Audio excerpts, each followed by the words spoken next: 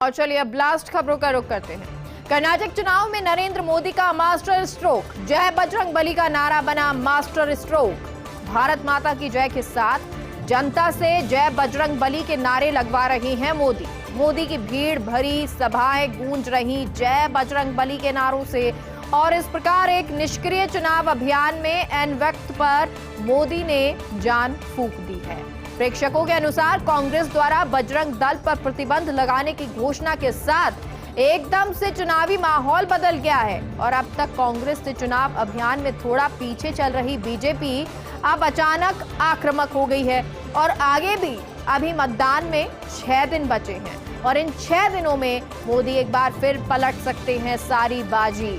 अब इस स्टेज पर राजनीतिक क्षेत्रों में पूछा जा रहा है एक अहम सवाल, आखिर बजरंग दल पर प्रतिबंध लगाने का आत्मघाती सुझाव कांग्रेस के शीर्ष नेतृत्व को दिया किसने? क्योंकि इससे बहुत कुछ बीजेपी को फायदा हो सकता है और कांग्रेस को इसका नुकसान हो सकता है, क्योंकि अभी तक जो सर्वे आ रहे थे उसमें कांग्रेस आगे चल रही थी, बीजेपी पीछे चल रही थी। लेकिन ये मास्टर स्ट्रोक नरेंद्र मोदी का कर्नाटक चुनाव में कह सकते हैं, जहां अब जय बजरंग बली का नारा वो लगवा रहे हैं और ये एक मास्टर स्ट्रोक है। भारत माता की जय के साथ जनता से जय बजरंग बली के नारे मोदी लगवा रहे हैं। मोदी की भीड़ भरी सभाएं गूंज रही हैं जय बजरंग बली के नारों से।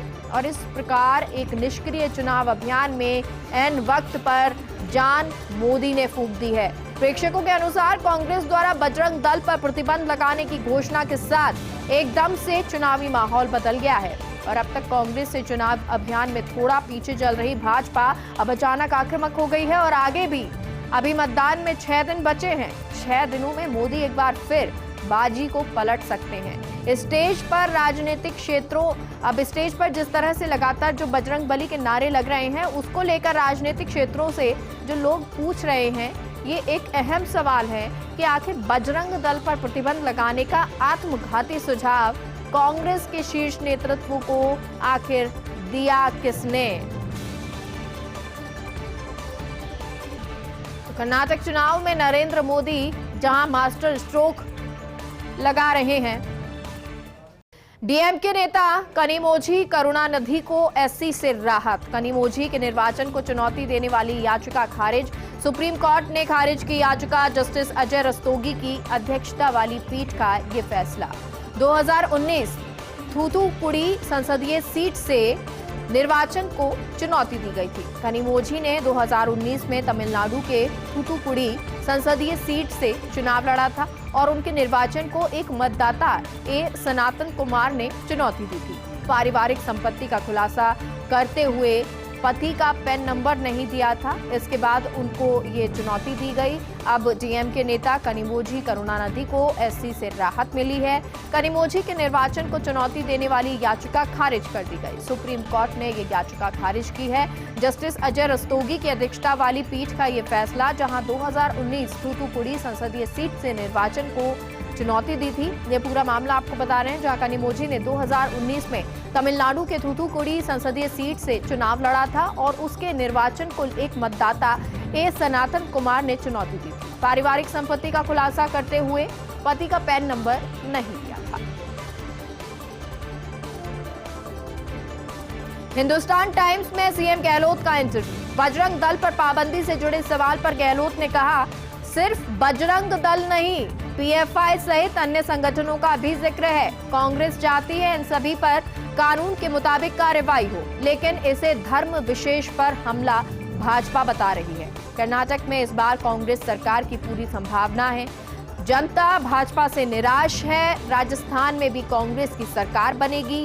चुनाव के बाद हाईकमान मुख्यमंत्री पद पर फैसला करेंगे। ये एक महत्वपूर्ण बात कही है मुख्यमंत्री अशोक गहलोत ने कि जब चुनाव हो जाएंगे उसके बाद मुख्यमंत्री पद पर फैसला किया जाएगा। अभी इस पर कोई फैसला नहीं किया गया है। हिंदुस्तान टाइम्स में सीएम गहलोत का इंटरव्यू और बजरंग दल पर पाबंदी से जुड़े सवाल पर गहलोत ने कहा कि सिर्फ बजरंग दल नहीं, पीएफआई सहित अन्य संगठनों का भी जिक्र किया गया है मैनिफेस्टो में कि उन पर भी पाबंदी लगाई जाएगी। कांग्रेस चाहती है इन सभी पर कानून के मुताबिक कार्रवाई हो, लेकिन इसे धर्म विशेष पर हमला बीजेपी बता रही है। कर्नाटक में इस बार कांग्रेस सरकार की पूरी संभावना है।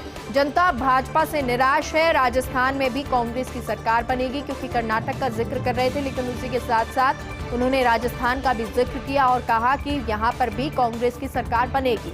चुनाव के बाद हाईकमान मुख्यमंत्री पद पर फैसला करेगा। शिकागो में एसएमएस का प्रतिनिधित्व करेंगे डॉक्टर सुधीर महर्षि।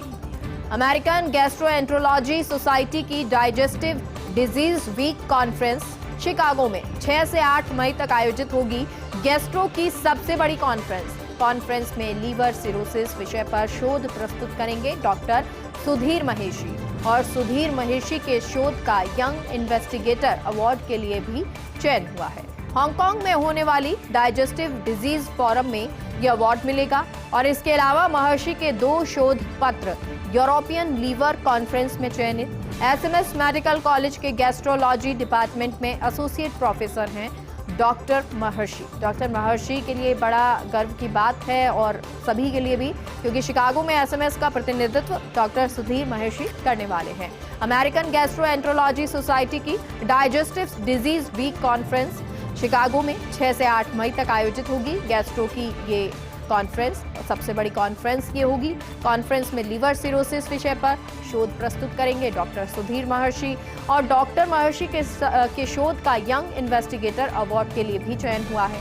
हांगकांग में होने वाली डाइजेस्टिव डिजीज फॉर्म में ये अवार्ड मिलेगा। इसके अलावा महर्षि के 2 शोध पत्र यूरोपियन लीवर कॉन्फ्रेंस में चयनित। एसएमएस मेडिकल कॉलेज के गैस्ट्रोलॉजी डिपार्टमेंट में एसोसिएट प्रोफेसर हैं डॉक्टर महर्षि। खेल के क्षेत्र में लगातार बढ़ रही महिलाओं की भागीदारी, लेकिन यौन उत्पीड़न मामलों से निपटने के लिए कोई नियम नहीं है। संबंधित कानून का पालन नहीं करते 30 में से 16 खेल महासंघ। कोई आंतरिक समिति नहीं है, बाहरी सदस्य से जांच नहीं।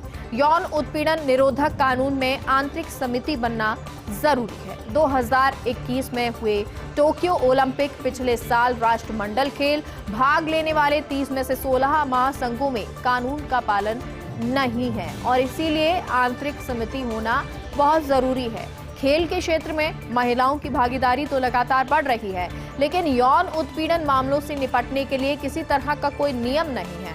संबंधित कानून का पालन नहीं करते 30 में से 16 खेल महासंघ। कोई आंतरिक समिति नहीं है, तो कहीं बाहरी सदस्यों से जांच नहीं होती। तो यौन उत्पीड़न निरोधक कानून में आंतरिक समिति बनना जरूरी है। 2021 में हुए टोक्यो ओलंपिक, पिछले साल राष्ट्रमंडल खेल, भाग लेने वाले 30 में से 16 महासंघों में कानून का पालन नहीं हो रहा। भाजपा की केरल के चुनावी मैदान में उतरने की तैयारी। प्रधानमंत्री की केरल यात्रा के बाद अब अगली रणनीति केरल के कोने कोने में पहुंचने की योजना है। पीएम मोदी, अमित शाह, राजनाथ सिंह केरल के दौरे करेंगे। केरल के भाजपा प्रभारी प्रकाश जावड़ेकर ने कहा कि मोदी जी की 2 दिन की केरल यात्रा से उत्साह बढ़ गया है, और केरल में चर्च के वरिष्ठ पादरियों का भी समर्थन मिला है।